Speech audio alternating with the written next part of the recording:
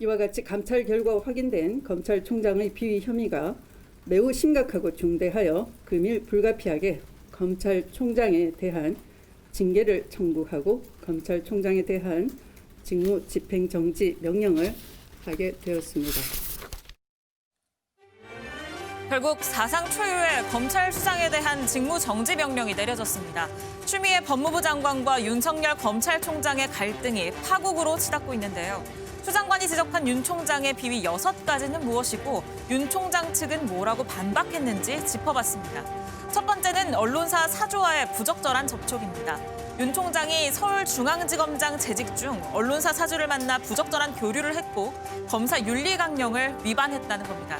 여기에 대해 대검 측은 공개된 장소에서의 짧은 만남이었고 당시 장관이었던 문무일 검찰총장에게 보고했기 때문에 문제될 게 없다는 입장입니다. 두 번째는 주요 사건 재판부에 대한 불법 사찰입니다. 판사들의 판결 내용과 성향 등을 보고서로 작성했다는 건데 대검 측은 공개된 자료를 바탕으로 정리한 공소 유지 참고 자료일 뿐이라고 반박했습니다. 세 번째는 채널A 사건과 한명숙 전 총리 사건 관련 측근을 비호하기 위해 감찰과 수사를 방해했다는 건데요.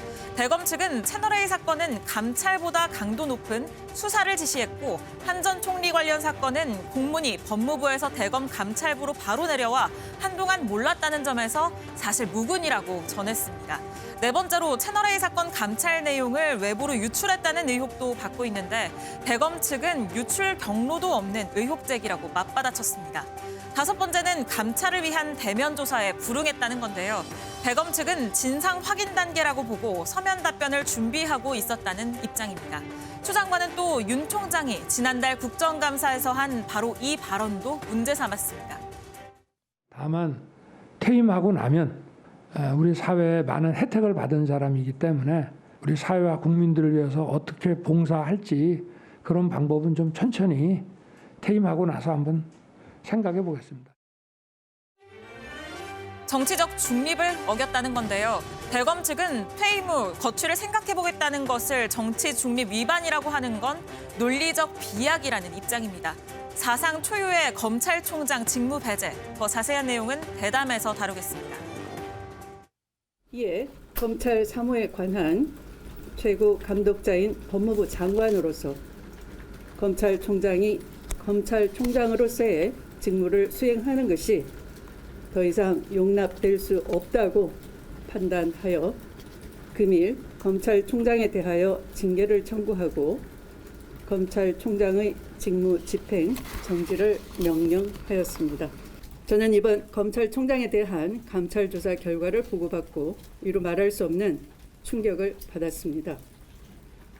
제도와 법령만으로는 검찰개혁이 이루어질 수 없다는 사실도 다시 한번 절실히 깨닫게 되었습니다.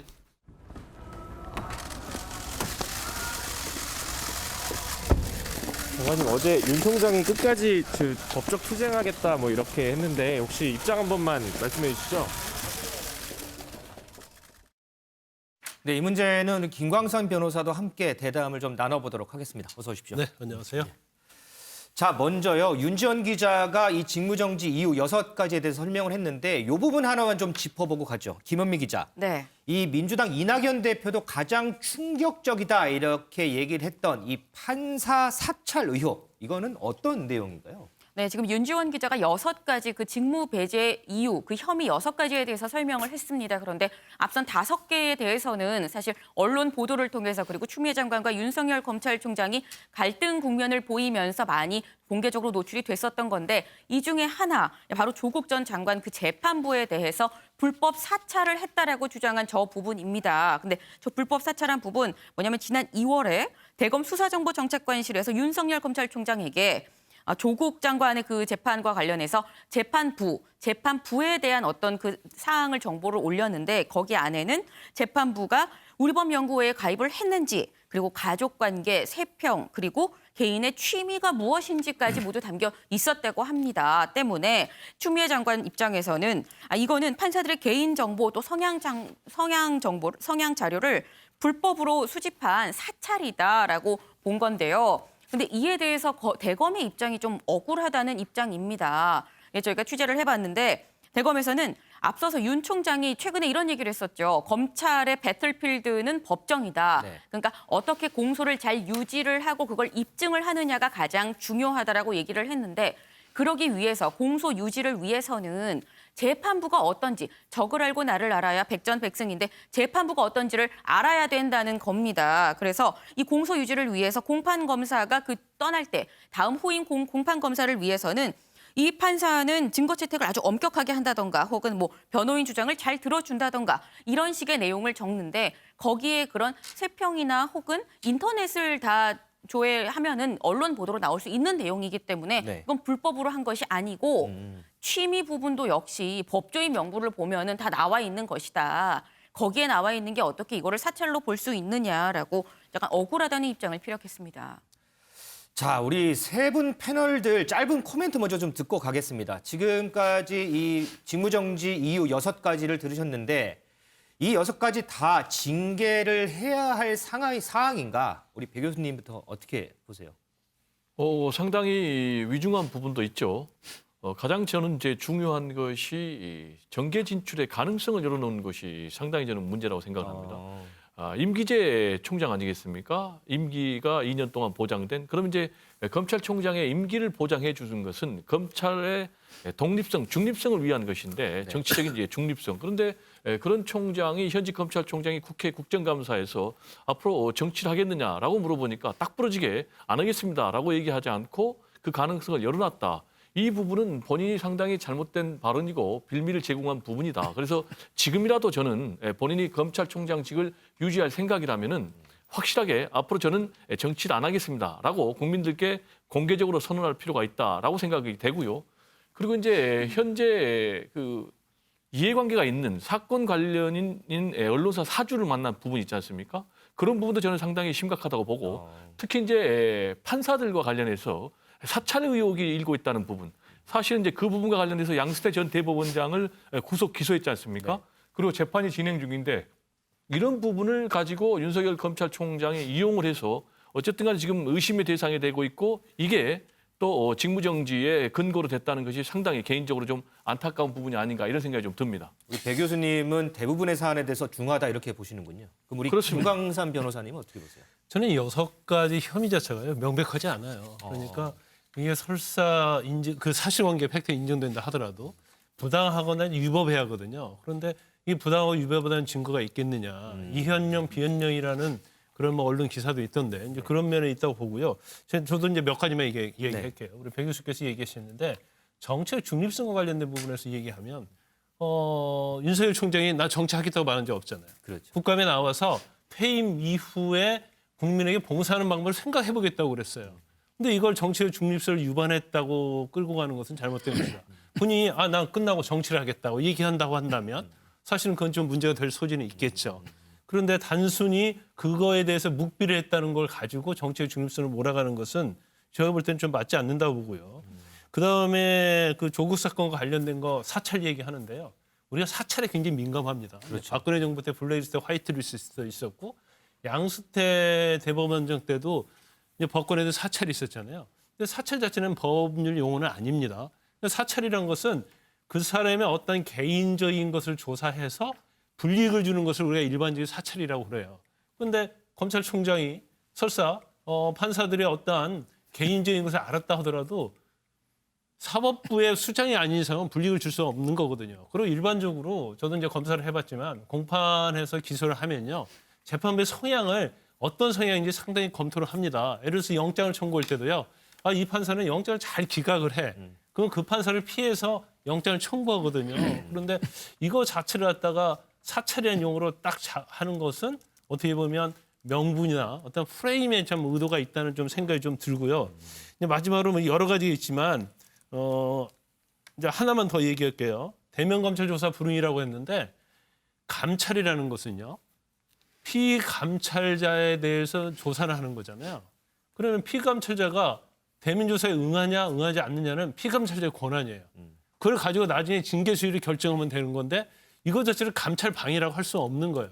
이것은 피의자가 수사기관으로 들어갔는데 조사하는데 묵비권, 진술거부권 행사하겠습니까? 하니까 나 진술거부권 행사하겠다고 하면 그러면 수사 방일죄 해당이 된다. 이렇게 가는 거랑 똑같거든요. 그래서 좀 어제 지금 사안 자체가 사실 너무나 불분명하고 명확하지 않기 때문에 추미애 장관이 기자회견 끝나고 나서 정말로 조사한 감찰과 같은 팩트가 무엇이 있고 이것은 명백하게 유법이나 부당하다는 걸 좀 밝혔어야 돼요. 근데 제목만 가지고는 굉장히 엄청난 사건처럼 보이지만 지금 이제까지 뭐 언론에 보도된 거랄지 아니면 법무부에서 제시한 것 중에서 사실 이건 혐의가 명백한데 아니면 법에 위반되는데 그렇게 보기 어려운 측면이 좀 있어요. 그래서 그 부분을 앞으로 법무부가 명확하게 좀 밝혀줄 필요가 있다 이렇게 봅니다. 네, 우리 김 변호사님은 또 배 교수와 다르게 징계 사항이 명확하지 않다 또 이런 입장이시고 마지막으로 우리 윤 대표님은 어떻게 보세요?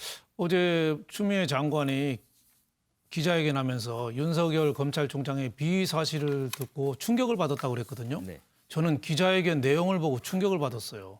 네, 6개 중에서 뭐가 근거 있는 게 딱 떨어지는 게 좀 없는 것 같다. 저는 그래서 김광삼 변호사하고 좀 의견을 같이 합니다. 그 중에서도 제가 제일 뭐 잘 아는 분야는 언론사 사주 부분이죠. 언론사 사주도 기자거든요. 언론사 사주도 청와대도 가서 대통령도 만나고 그래요. 검찰총장이 언론사 사주를 못 만날 이유가 있나요? 그 자리에서 밀실에서 뭐가 거래가 이루어졌다. 그 문제하고 다르죠. 여러 사람 있는 데서 만났고 또 JTBC 홍석현 사주가 대주주일 뿐이지 뭐 회장도 아니고 지금 아무것도 아니거든요. 근데 뚜렷하게 뭐 범죄 혐의도 없이 만났다는 이유 갖고 그거를 그 범죄로 몰 수 있는가. 또 하나는 지난번에 국정감사에서 윤석열 검찰총장이 퇴임 후에 사회 봉사, 국민과 사회에 봉사하는 부분을 퇴임 후에 천천히 생각해 보겠다.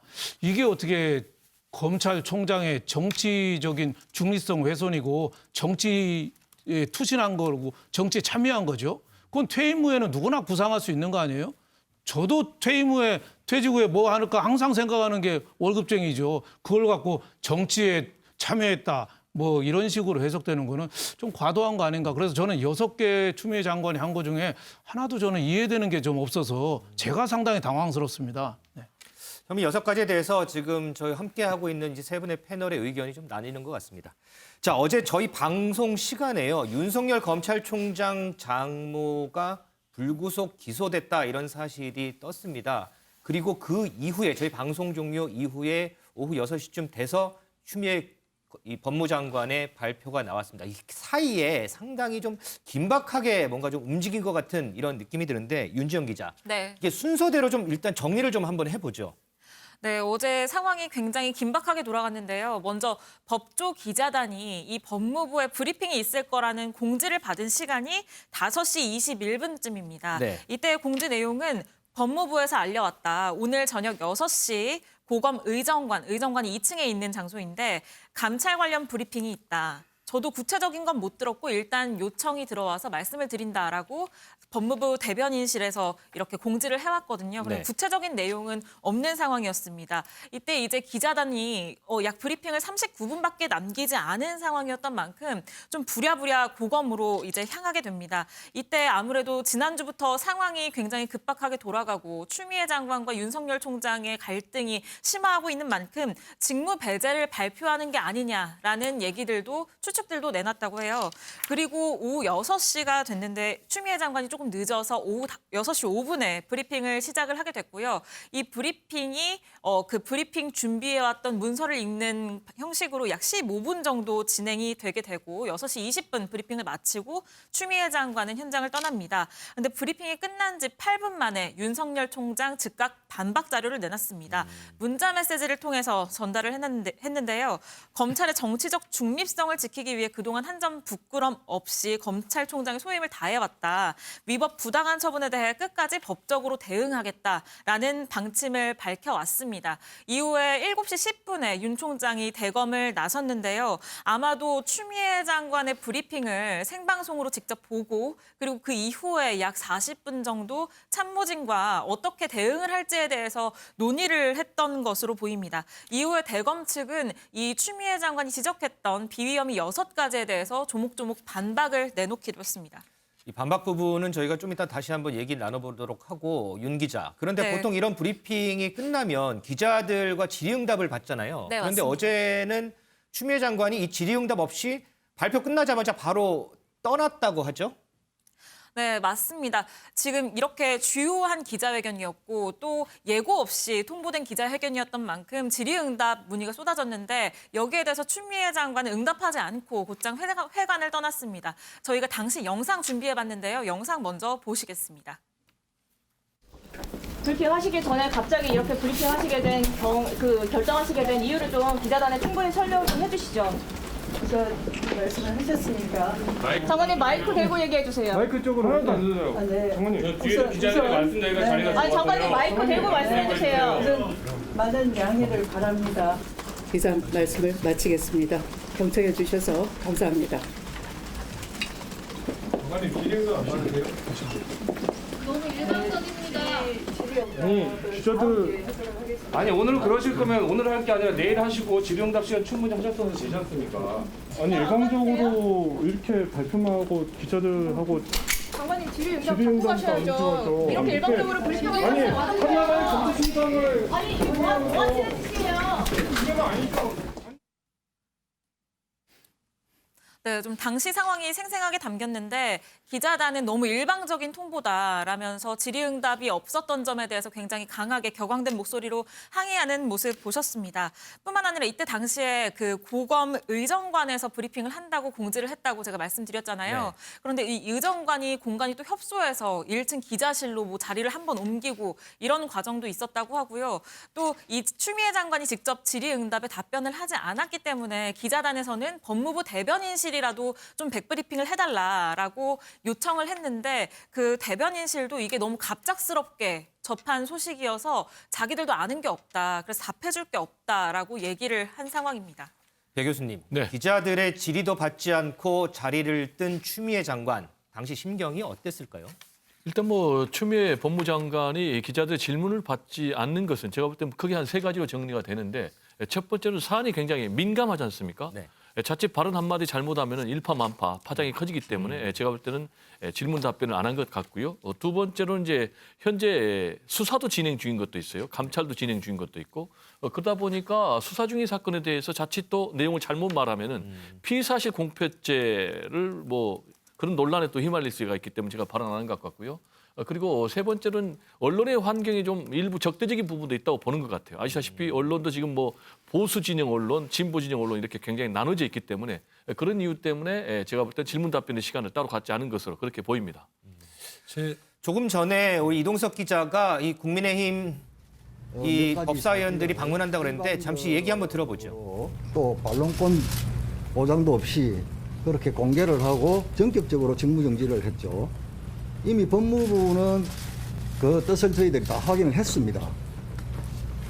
여러분들도 확인하지 않았습니까? 그러면 과연 이 감찰이 제대로 진행되었는지 또 감찰 대상자들이 감찰 과정에서 사실관계를 확인하는 절차나 과정이 있었는지 그런 부분들이 중요하겠죠. 그래서 저희들이 이 법무부가 아닌 대검으로 갔고요. 이미 또 법무부 장관은 지금 국회에서 공수처장 추천위원회 회의에 참석하고 있죠. 그거는 뭐 별개의 문제지만은 이미 법무부의 뜻은 전격적인 폭거를 저지른 그런 과정이나 뜻은 우리가 확인하지 않았습니까? 예, 그러면 이제 대검에서 감찰 과정에서 대검도 나름대로 절차의 정당성을 인정할 수 있는 과정들이 있었는지는 저희들이 확인을 해봐야 되겠죠. 예. 그러면 올라가서 구체적으로 어떤 감찰 관련 사실을 확인하신다는 거죠? 자, 이거는 이제 대검 관계자를 만나서 저희들이 그러한 사실을 확인하고 또 중요한 것은 저희들이 지금 검찰총장의 거리라는 이 직무정지라는 초유의 사태를 맞아서 과연 이 대한민국 검찰을 지휘하는 대검이 이 혼란에 빠지지 않고 검찰 조직을 어떻게 안정을 시키고 본연의 업무에 충실하게 임할 수 있도록 조치나 계획을 하고 있는지도 저희들이 챙겨봐야 하지 않겠습니까? 지금 검찰이 흔들리면 대한민국 법치가 흔들리는 겁니다. 이걸 수수방관하고 있다는 것은 저희들 국회로서 직무유기죠. 사실 여당이 이런 걸 챙겨야 하는데 뭐 저희 국민의힘이 걱정이 되고 그런 부분도 좀 챙겨봐야 할 것 같습니다. 오전에 국회에 윤 총장 오신다고 했었는데 들어간 거 맞아요? 오셨다가 들어가신 거 맞아요? 그거는 저희도 확인 안 됩니다. 네, 감찰 과정에서 사실관계가 확인이 됐는지 그 부분을 확인하려고 대검으로 왔다. 국민의힘 법사위원들의 발언입니다. 이 국민의힘 법사위원들이 왜 대검까지 오게 됐는지 이유가 있습니다. 바로 오늘 오전에 국회에서 법사위가 열렸는데 이 과정에서 여야 위원들 간의 충돌이 좀 있었습니다. 그 과정 영상으로 준비했습니다. 윤석열 총장은 상임위에서 소환 요청을 하면 언제든지 응하겠다는 그 의사를 확인했습니다.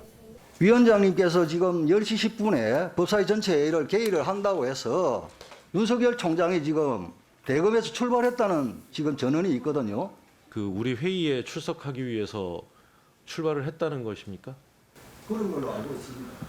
뭐 법무부 장관이든 검찰총장이든 출석을 하라고 그 연락한 바도 없는데 누구하고 이야기를 해서 검찰총장이 자기 멋대로 이 회의에 들어오겠다는 겁니까?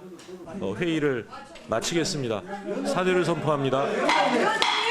뭐 하시는 겁니까? 왜 그런 건을 무시하십니까? 단 한 번의 논의조차 없었던 윤석열 총장의 출석을 야당만이 서로 얘기를 하고 오게 했다는 것은 정말 국회에 대한 능멸 행위라고 생각합니다. 우리 사상 초유의 검찰총장의 거리 사태가 벌어진 겁니다. 비상 상황입니다. 법사위원장의 이 폭압적인 이 사내 선회로 이것을 막아버린 겁니다. 예, 오늘 2시에 저희들이 이 대검을 방문하겠습니다. 오다가 지금 돌아간 건가요? 그렇죠. 그 뒤에 상황은 모르겠습니다. 뭐 여러 경로를 통해서 전원입니다. 윤지영 기자, 오늘 오전에 국회 법사위에서 어떤 일이 있었길래 이렇게 여야 의원들이 충돌을 하게 된 건가요? 네, 지금 상황이 굉장히 급박하게 돌아가다 보니까 좀 이해가 어려우실 수도 있을 것 같은데요. 오늘 법사위 전체 회의는 당초에는 예정되어 있었던 일정은 아니었고요. 어제 저녁 때 추미애 장관의 브리핑 이후에 그 야당 법사위원들이 요구를 해서 소집이 된 겁니다. 네. 그렇기 때문에 오늘 법사위 전체 회의에 야당 의원들은 전부 다 참석을 한 상황이었는데 여당은 지금 자리가 텅텅 비어 있는 모습 보실 수 있는데요. 백혜련 간사만 참석을 했습니다. 근데 이 자리에 이제 의사 일정이 여야 간에 합의가 되지 않았기 때문에 이 법사위를 산회하겠다라고 윤호중 위원장이 얘기를 한 상황이고요. 그런데 여기에서 김도읍 의원 김도읍 야당 간사가 지금 윤석열 총장이 이 국회로 오고 있다. 지금 전체 회의를 참석하기 위해서 이렇게 얘기를 했는데 근데 사실은 이 누구를 부르는 건 여야 합의를 통해서만 할 수가 있거든요. 네네. 그래서 여야 합의로 출석 요구서를 보내지 않았는데 어떻게 지금 오고 있다는 거냐라고 윤호중 위원장을 비롯해서 백혜련 그 여당 간사도 여기에 항의를 하는 상황이고요.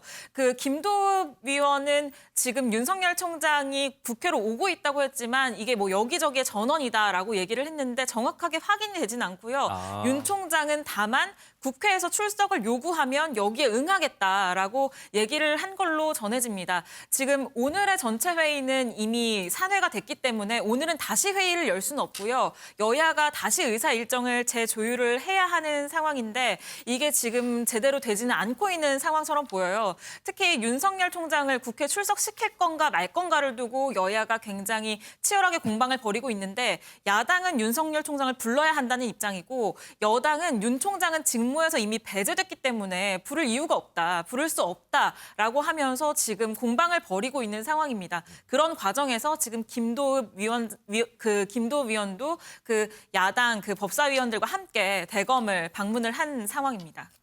알겠습니다. 자, 앞 상황으로 다시 한번 돌아가죠. 자, 김은미 기자. 네. 어제 이제 추미애 장관의 이 브리핑이 전격적으로 이루어졌어요. 네. 그렇다 그러면 그 시간에 글쎄요. 대검 측에서는 상당히 좀 당황하지 않았을까 싶은데 당시의 대검 측 분위기 전해진 게 좀 있을까요? 네, 사실 당시의 대검 측 분위기가 좀 전에 우리 이동석 기자가 대검에 나가서 분위기를 전달하면서 이런 얘기를 했습니다. 올게 왔구나라고 표현을 했는데 그렇죠. 저희가 취재한 대검의 분위기도 그렇습니다. 올게 왔구나.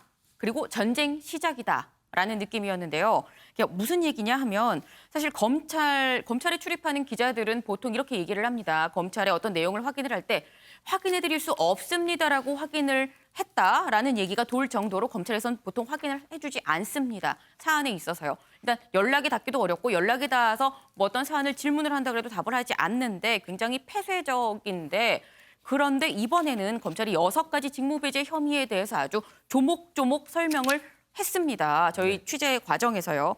근데 이런 걸 보면은 어떤 직무 배제가 될 것이라는 걸 미리 예상을 했었던 것도 있을 거고 왜냐하면 이미 언론에서도 추미애 장관이 직무 배제를 할 것으로 보인다라고 이미 수차례 얘기를 해왔기 때문에 그렇죠. 예, 이미 예상한 측면이 있었던 것도 있고 네, 그리고 사실 이 내용을 하면서 올 게 왔구나라는 것도 있지만 알면서도 부글부글하는 것도 마찬가지로 느껴졌거든요. 네. 근데 어떤 대목이었냐면 제가 취재를 하는 과정에서 이게 대검 측 입장을 들으면서 아니 이 얘기는 직무배제는 형사사건으로 치면 이건 각하 수준 아닙니까? 라는 표현을 썼습니다. 네, 그러니까 이건 사실 깜이 되지 않는 건이다. 어떻게 이걸 갖고 직무배제를 하느냐라고 얘기를 한 건데 그러면서 또 자료를 안 줬다. 감찰에 불응을 했다라고 얘기를 하는데 자료를 안 주면 지시 미이행이라고 얘기를 할까 봐 자료를 준비하고 있었는데 이거 성동격서 아니냐. 그러니까 성동격서가 이제 여기서 소리 내고 저쪽이 적을 친다. 이게 성동격서라고 얘기를 하는데 아니 우리는 자료 내려고 준비를 다 하고 있었는데 갑자기 왜 직무 배제냐. 어이가 없다라는 그런 입장을 내놨습니다. 조금 전에 저희가 브리핑 당시에 추미애 장관의 심경에 대해서 좀 예상을 해봤는데 이번에는 김 변호사님. 네. 이 당시에 이 대검 측의 분위기, 반응, 심경 어땠을까요? 아마 대검 알았던 것 같아요. 그러니까 브리핑 추미애 장관이 한 다음에 바로 반박을 했잖아요. 네네. 그러면 어느 정도 이제 감지를 하고 있었다고 볼 수밖에 없고요. 그런데 이제 대검 입장에서는 뭐 부글부글 끄는 분위기겠죠. 그리고 6개 이제 혐의 자체에 대해서도 사실 이제 전적으로 인정을 못하겠다는 취지일 것 같고요. 그리고 그냥 어제 추미애 장관의 어떤 브리핑을 보면 이게 어떤 내부에서 시스템에서 움직이는 건 아닌 걸로 보여요. 왜냐하면 지금 감찰과 관련된 결과를 발표하는 자리잖아요. 그렇죠. 그러면 사실은 장관도 중요하지만 장관이 직접 브리핑을 할 수 있지만 감찰관이나 감찰 담당관이 배석을 해야 하거든요. 그래서 만약 기자들이 질의응답하면 장관이 직접 답할 수도 있지만 그 부분에서 사실은 감찰관이나 감찰 담당관이 대답을 해주실 거라고 자리를 뜨면 되는 거거든요. 근데 지금 언론에 보도에 하면 이제 류혁 감찰관 같은 경우에는 윤석열 총장에 대한 그런 부분에서 상당히 의견이 좀 다른 걸로 많이 알려져 있단 말이에요. 그러면 이 부분은 추미애 장관이 전적으로 결정을 하고 그다음에 어떤 기자회견 자체도 일부러 어제 시간을 좀 맞춰서 한 게 아닌가 이제 그런 생각이 들고 질의응답도 아마 질의응답이 있었다고 한다면 기자들의 엄청 시간이 길어졌을 거고 그렇죠. 거기에 대해서 어떤 증거가 뭐가 있느냐, 자료가 뭐가 있느냐 이 질문이 계속 이어졌을 거예요. 그런데 그런 부분에 있어서 저는 개인적으로 아마 많이 있어봤자 진술들이 있을 거예요. 그러니까 거기에 관여했던 검사들의 진술. 근데 그 검사들이 다 추미애 장관과 연관이 있다거나 추미애 라인으로 분류되는 사람이거든요. 그러면 그런 진술만 가지고 과연 이렇게 직무배제하는 게 맞느냐 이 부분에 대해서 굉장히 논란이 될 수 있기 때문에 어제는 이제 브리핑하고 나서 부랴부랴 이제 그 자리를 떠난 게 아닌가 싶습니다. 자, 어제 이 추미애 장관의 브리핑 이후에 이 청와대 기자한테 이런 공지가 왔습니다. 문 대통령이 관련 보도를 받았고 그에 대한 별도의 언급은 없었다. 이런 문자가 보내졌는데 자, 윤지영 기자. 네. 청와대 반응도 좀 궁금하네요. 네. 말씀하신 것처럼 청와대 반응은 그 짧은 한 문장이 다였습니다. 이게 추미애 장관의 브리핑이 끝나고 약 30분 정도 뒤에 나온 내용인데요. 사실상 문재인 대통령도 이 직무 배제 조치에 대해서 암묵적인 동의를 한 것으로 보입니다. 청와대 내부의 기류에서도 검찰 개혁을 위해서 어쩔 수 없는 과정이다라고 생각하는 기류가 좀 많이 감지되는 것 같고요. 네. 이 문 대통령이 정말로 추미애 장관에게 대면 보고를 받았는지도 굉장히 큰 관심사였는데 대면 보고가 직접 이뤄진 건 아닌 걸로 보이고 노영민 비서실장을 통해서 보고가 전달된 걸로 그렇게 전해지고 있습니다.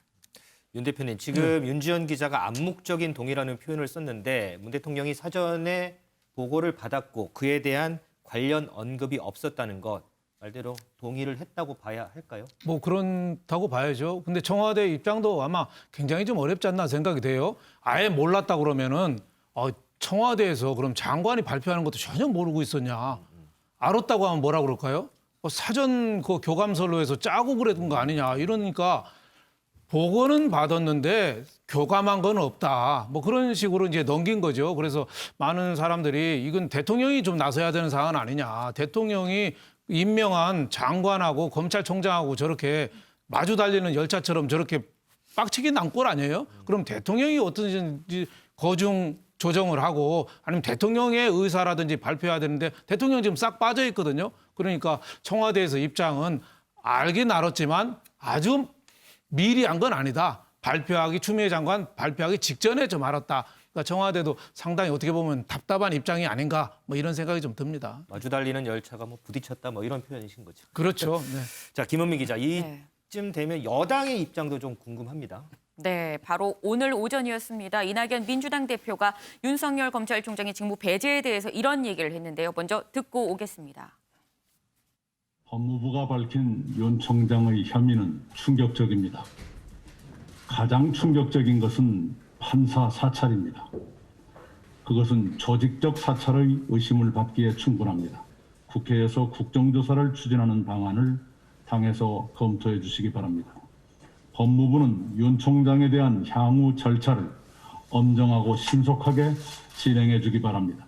윤 총장은 검찰의 미래를 위해서 스스로 거취를 결정해 주기 바랍니다. 네, 이낙연 대표의 얘기 직접 들어보셨는데요. 이낙연 대표 국정조사까지 언급했습니다. 충격적이라고 했고요. 그러면서 윤 총장에 대해서는 스스로 거취를 결정해라라고 강하게 압박을 했는데요. 이렇게 이낙연 대표뿐만 아니라 다른 민주당 의원들도 여전히 추미애 장관을 응원하는 메시지를 SNS에 올리고 있습니다. 정청래 민주당 의원은 어제 징계위원장도 장관이 맡게 돼 있다. 윤 총장은 결국 칼끝을 준 형국인데 추미애 장관을 응원한다라고 얘기를 했고 진성준 의원은 뛰는 가슴을 진정시킬 수 있는 정말 놀라운 브리핑이었다라고 얘기를 했습니다. 그리고 이제 범여권으로 보이는 이 손혜원 전 의원이 있습니다. 손혜원 전 의원은 아니 우리 문재인 대통령은 추미애 장관 아니었으면 어쩔 뻔했나. 친문들 다 어디에 갔나라고 하면서 너무너무 잘하고 있다라고 이런 칭찬의 글을 올렸습니다. 윤지영 기자. 네. 이 민주당에서 모두 칭찬 일색인가요, 의원들이? 네, 모두 같은 의견을 내고 있는 건 아니고요. 조금 시각차가 있긴 한데요. 조홍천 의원의 경우에는 SNS를 통해서 추미애 장관을 비판했습니다. 돌아오지 못할 다리를 건너고야 말았다. 윤석열을 배제하면 형사사법 정의가 바로 서나라며 비판을 했고요. 또 박용진 의원의 경우에는 추미애 장관을 조금 응원하고 나섰는데 만약 내용이 사실이라면 징계가 불가피하다라고 전했습니다. 조홍천 의원 같은 경우는 좀 비판적인 입장을 견지했지만 그럼에도 민주당 내부에서는 상당히 좀 추미애 장관을 응원하는 목소리가 좀 큰 것 같네요. 네, 그런데 김은미 기자 궁금한 건요. 네. 민주당은 그러면 이 추 장관의 이 발표 내용 사전에 알고 있었던 걸까요? 네, 사실 저도 그 부분이 가장 궁금했던 부분인데 일단 제가 현재까지 취재해본 바에 의하면은 민주당과 어떤 긴밀한 협의가 있어서 같이 움직인 건 아닌 걸로 보이는데요. 네, 왜 그런지 제가 왜 그렇게 생각하는지 먼저 얘기 듣고 오겠습니다. 지금 뭐 대검 간부들도 잘 모르는 상황이라 당황하고 있다고 그러고 법무부도 기자들 자체도 지금 취재가 잘 안 된다고 하고 어제 저녁에 기자들이 보통 이제 잘 이렇게 복도 브리핑을 안 시키는데 김태년 원내대표에게 물었다는 거 아닙니까? 그랬더니 김태년 원내대표도 상황을 잘 모른다. 전혀 발표 전에 몰랐다 이렇게 얘기를 하셨잖아요. 거의 대부분의 지금 뭐 여당 의원들도 상황에 대해서 속속들이 알고 있는 분은 없을 거예요. 제가 어제 관련된 보도 이후에 주변에 있는 이제 법사위원들이라든지 다른 의원들하고 좀 얘기를 나눠봤는데 알고 있었던 사람이 아무도 없었어요. 최고위원들도 몰랐던 것 같아요. 나머지 부분은 뭐 제가 직접 확인하지 못해서 말씀드리기가 애매합니다. 네, 지금 직접 들어보셨는데 일단 뭐 박용진 민주당 의원 그리고 박주민 의원이 이런 얘기를 했습니다. 근데 특히 박주민 의원은 법사위원입니다. 계속 그 민주당 의원들이 법사위에서 강하게 윤석열 검찰총장 스스로 알아서 거취를 결정하라고 압박을 했었는데 이런 민주당 법사위원들도 박주민 의원의 얘기에 의하면 내가 다른 의원들하고 다 얘기를 해봤는데도 다른 의원들도 모두 모르고 있었다라고 얘기를 하고 심지어 최고위원들도 모르고 있었던 것 같다라고 얘기를 했습니다. 네, 이런 정황으로 봤을 때 아마도 이번 결단은 추미애 장관이 속전속결로 먼저 일단 내린 것이 아닌가 싶은 생각입니다. 자, 윤 전 기자, 조금 전에 이동석 기자가 현장 연결로 검찰 반응 좀 전해줬는데 이제 어제 추미애 장관의 브리핑이 끝나고 대검 측도 반박을 하고 이제 날이 밝았습니다. 따로 나온 이 검찰 내부의 반응 취재된 게 좀 있나요? 네, 먼저 그 검찰총장 직무 대행을 수행하는 이 조남관 대검찰청 차장검사도 오늘 그 대신 이 직무 대행을 수행하는 어떤 소회를 짧게 밝혔는데요. 갈라진 검찰 조직을 검찰개혁의 대의 아래 하루빨리 추스르고 검찰 구성원이 모두 힘을 합해 바르고 겸손하고 하나된 국민의 검찰로 거듭날 수 있도록 혼신의 힘을 다하겠다라고 전했고요. 이 검찰 내부의 반응은 조금 당혹스러움과 함께 좀 참담하다는 반응이 주류인 것 같습니다.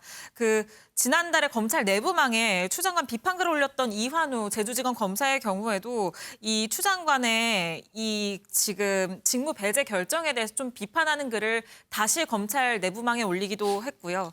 다만 그 윤 총장이 이 같은 상황을 자초했다는 평가를 받기도 하는데 퇴임 후에 봉사를 하겠다라는 발언에 대해서 정계 진출로 해석을 하는데 이 부분에 명확하게 명확한 해석을 내놓지 못했다는 점에서 좀 이런 논의에 불을 지피지 않았나라는 얘기도 나옵니다. 자, 이제 추미애 장관이 윤석열 검찰총장에 대한 징계를 청구하면서 앞으로 절차가 어떻게 될지도 상당히 궁금합니다. 김원미 기자, 네. 앞으로 절차가 좀 어떻게 진행이 되나요? 네, 일단은 징계위원회가 열려야 합니다. 그런데 이 징계위원회 일단 추미애 장관이 위원장입니다.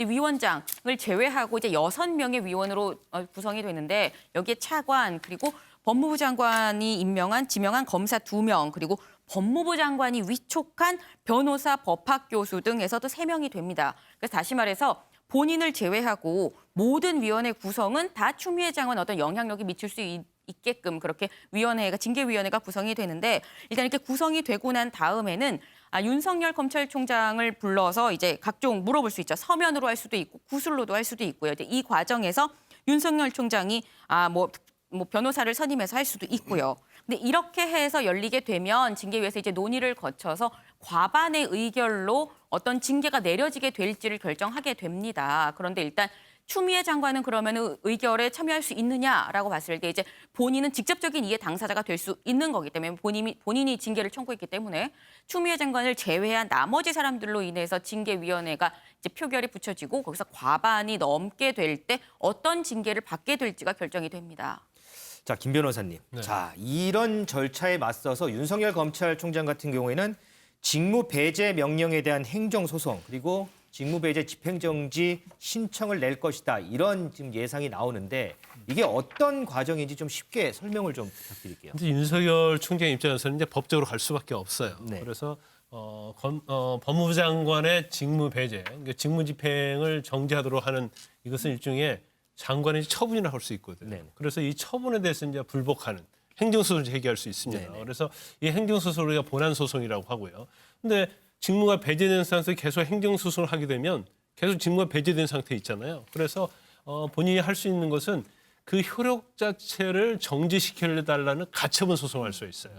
그래서 가처분 소송을 하는데 일반적으로 지금 이러한 가처분 소송에 있어서는 검찰총장이라는 직위가 배제되는 거잖아요. 네. 그렇기 때문에 아주 명확한 증거가 뒷받침되지 않는 한 가처분을 해줘요. 그러니까 효력 정지를 대부분 많이 내줍니다.